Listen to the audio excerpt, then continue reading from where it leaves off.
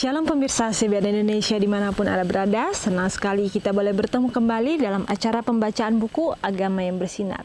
Dan buku ini kita tahu bahwa ini buku adalah ditulis oleh Nyonya Ellen G. White yang dikompilasi dan bisa kita nikmati, bisa kita baca untuk menguatkan iman dan kepercayaan kita masing-masing. Dan pada saat ini kita sudah memasuki halaman ke-305 yang berjudul Israel sangat bersuka cita karena memiliki seorang raja. Dan kita buka Alkitab kita bersama-sama di dalam 1 Samuel 11 ayat 15. Lalu pergilah seluruh bangsa itu ke Gilgal dan menjadikan Saul raja di hadapan Tuhan di Gilgal. Mereka mempersembahkan di sana korban keselamatan di hadapan Tuhan. Dan bersukarialah di sana Saul dan semua orang Israel dengan sangat. Dan kita masuk dalam pokok pembacaannya. Untuk maksud ini Samuel telah mengumpulkan orang banyak di Mizpah. Doa dilayangkan untuk memohon pimpinan ilahi. Kemudian menyusul upacara hikmat untuk membuang undi. Dengan tenang orang banyak yang sedang berhimpun itu menunggu hasilnya. Suku bangsa, keluarga dan rumah tangganya berturut-turut dinyatakan. Dan kemudian Saul bin Kisi telah ditunjuk sebagai pribadi yang terpilih. Tetapi Saul tidak berada di antara orang banyak itu. Dibebani oleh suatu perasaan tanggung jawab yang besar yang segera akan jatuh di atas bahunya. Dengan diam-diam ia telah menarik diri dari tempat itu. Ia dibawa kembali kepada perhimpunan itu yang mengamat-ngamati dia dengan rasa bangga dan puas bahwa ia adalah seorang yang mempunyai pembawaan sebagai seorang raja serta agung. Dan dari bahu ke atas lebih tinggi daripada setiap orang sebangsanya. Samuel sendiri pada waktu menghadapkan dia kepada perhimpunan itu berseru, "Kamu lihatlah orang yang dipilih Tuhan itu, sebab tidak ada seorang pun yang sama seperti dia di antara seluruh bangsa itu." Dan sebagai sambutan terdengar dari antara orang banyak itu satu teriakan kegembiraan yang lama dan kuat, "Hidup Raja." Jadi bagaimana di sini dikatakan bahwa ini adalah menceritakan ketika Samuel menunjuk atau memberikan bangsa Israel itu satu pemimpin yang baru, yaitu dikatakan ini adalah raja pertama. Dan kita tahu bahwa Saul itu adalah raja yang ditunggu oleh bangsa Israel. Karena selama ini mereka hanya dipimpin langsung oleh seorang nabi yang langsung berasal daripada Tuhan saja. Tetapi dikatakan mereka menginginkan seorang pemimpin yang mereka bisa lihat, yang mereka bisa hormati sebagai seorang pemimpin. Dan di sini dikatakan Tuhan memberikan kepada Samuel sebuah petunjuk untuk memberikan bangsa Israel itu seorang pemimpin atau seorang raja, yaitu, dan di sini dikatakan bahwa Saul bin Kisi ini adalah seorang yang pembawaannya memang dikatakan ia adalah seorang yang menarik, seorang yang dikatakan ia dari bahu ke atas lebih tinggi daripada sebangsanya. Dia dikatakan orang yang gagah, dan ketika orang-orang itu melihat bahwa Saul ini menarik diri dari kumpulan orang itu karena mereka melihat bahwa Saul ini merasa tidak enak karena mereka mendukung dia untuk menjadi raja itu, dikatakan bahwa mereka membawa kembali ia atau Raja Saul ini untuk ke perhimpunan itu. Dan dikatakan bahwa ketika Samuel itu menghadapkan Saul itu kepada himpunan itu, dikatakan bahwa ada satu teriakan dengan penuh kegembiraan. Bagaimana dikatakan mereka sangat menyukai raja mereka yang baru. Jadi bagaimana di sini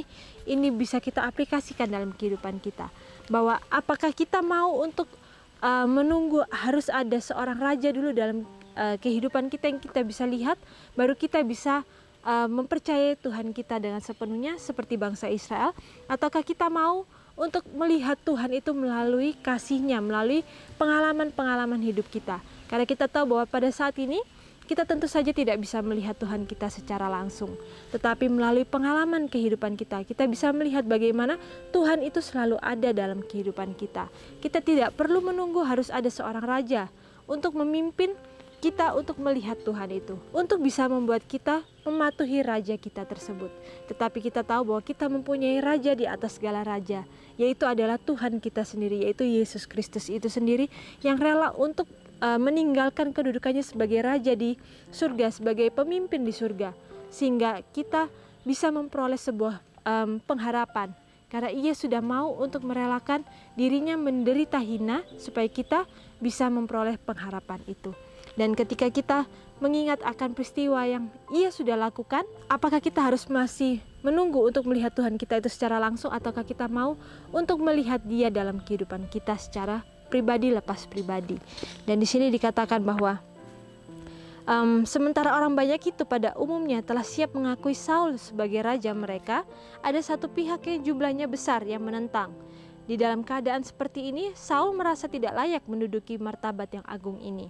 Sambil meninggalkan Samuel untuk mengurus pemerintahan itu seperti sebelumnya, ia kembali ke Gibea.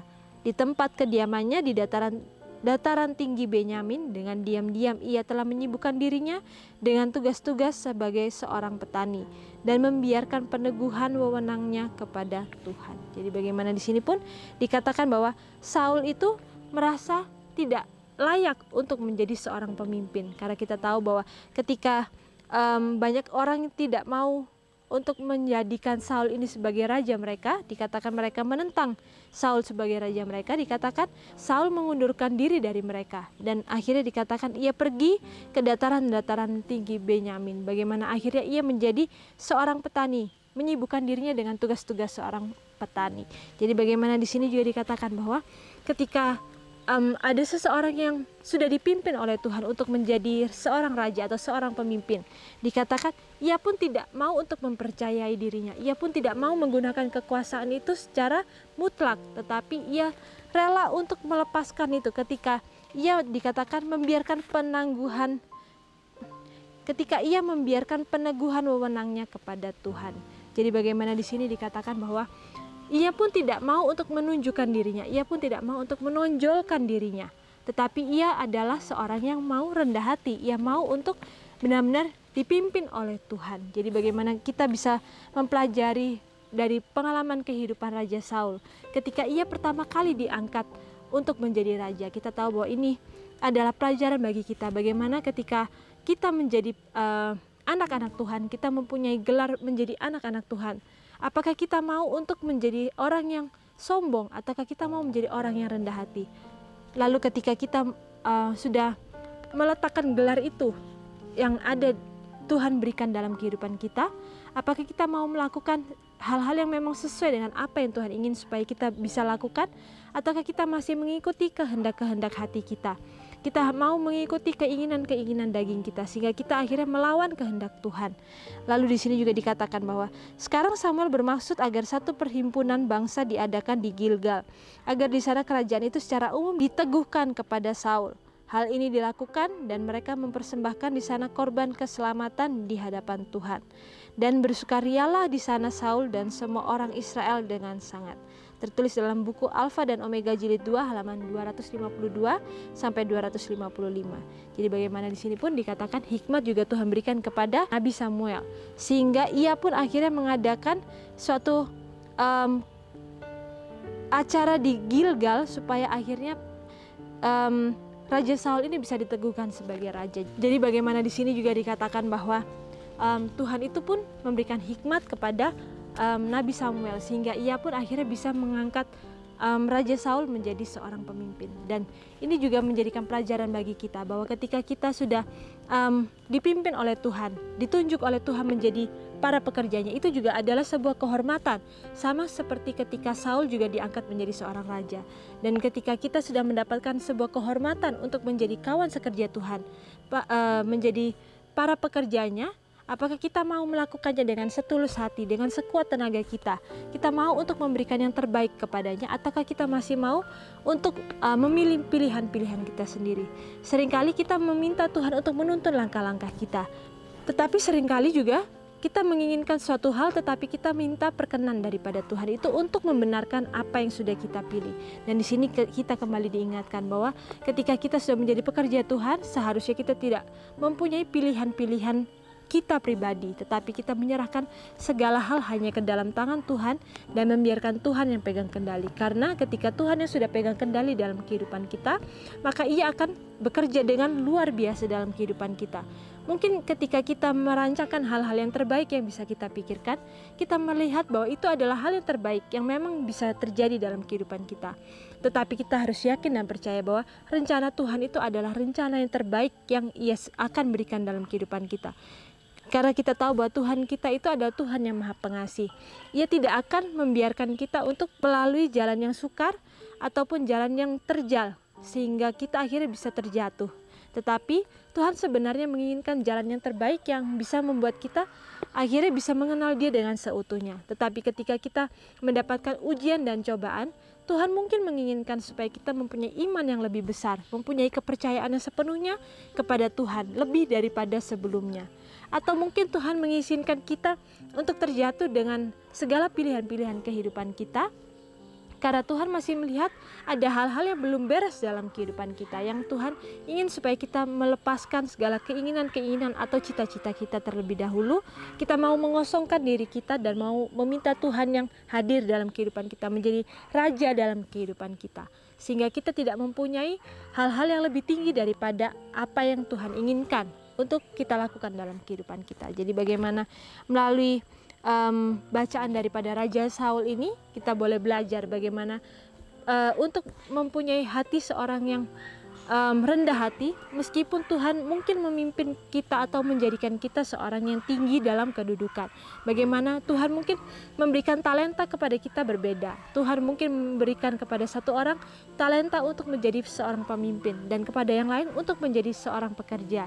Tetapi kita harus ingat, di mata Tuhan setiap talenta yang Tuhan berikan itu adalah cukup atau itu adalah sama di mata Tuhan.